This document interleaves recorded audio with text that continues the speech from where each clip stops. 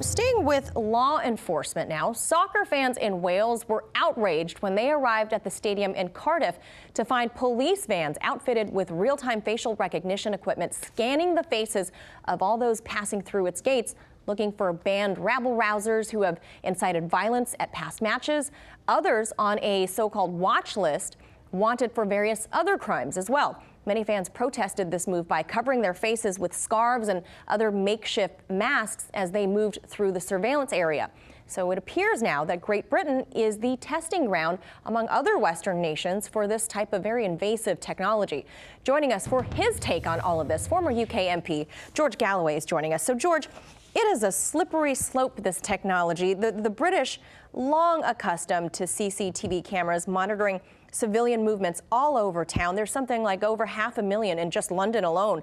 The locals seem to have accepted those, George. So what's the difference here? Well, as your man Thomas Jefferson said, those who sacrifice liberty for security will end up enjoying neither. And that is the nub of this question. We have 627,000 surveillance cameras in London alone. That's one camera for every 14 people. We have as many as 6 million cameras throughout Great Britain, which is 1 in 10, one camera for every 10 people. Now, you're right to say that these are not widely rejected in the sense that nobody would complain if after a crime has been committed, the authorities can scan footage and identify the miscreant, the criminal. But what happened in Cardiff was of a different order. This was before any crime had been committed. This was what we call here, I don't know if you use this term over there, a fishing expedition, basically scooping up in a big net everyone who attended a football match, so that if a crime was then committed, you'd have the footage there ready to be scrutinized. And that, many people think, is a step too far. That is sacrificing liberty for security, for threats to security, which haven't even been realized yet. And many people feel that that is a step, maybe a plunge into the big brother state. And given that not many people in Britain have very great opinion, a very high opinion of our state, neither its secret state nor its law enforcement, certainly not its politicians and its government, these are powers that many people feel we should not be ready to grant easily. And George, police in the UK and here in America as well argue that this type of technology helps keep the public safe, that these algorithms are much better and faster than the human eye, thus thwarting, other potential crimes. That assumption, of course, George, comes from the theory that, once an offender, always an offender. But we know that this technology has a high fail rate in recognizing variations in faces who are on the darker skinned side. So what are your thoughts on that? Very high rates of failure, and the darker you are, the more chance of failure. And you don't have to be Einstein to work out what that's a recipe for.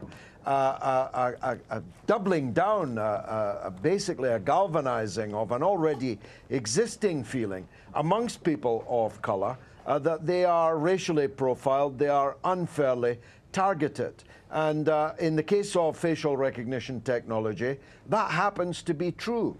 The failure rate is in direct proportion to skin color.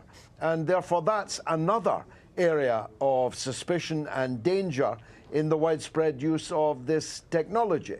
Again, I say, if we had faith in our authorities, we might not be so anxious about that. But we really don't have much faith in our authorities. And on your point about keeping people safe, Manila, all these cameras, 6 million of them in Britain, haven't kept us safe from ever-rising gun and knife crime and periodic outbursts of terrorist activity, none of which have been stopped by the use of this technology, literally none.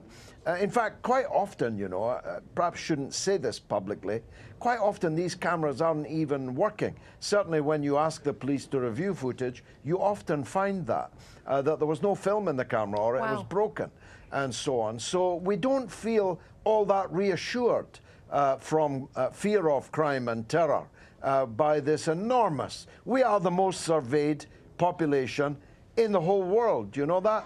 We have more cameras per person than any other country in the world. And I must tell you, most people are not walking around the streets of London and other cities feeling safer as a result. Oh, I bet. Unfortunately, I've got to leave it right there. George Galloway, always appreciate your insight on this material. Thank you.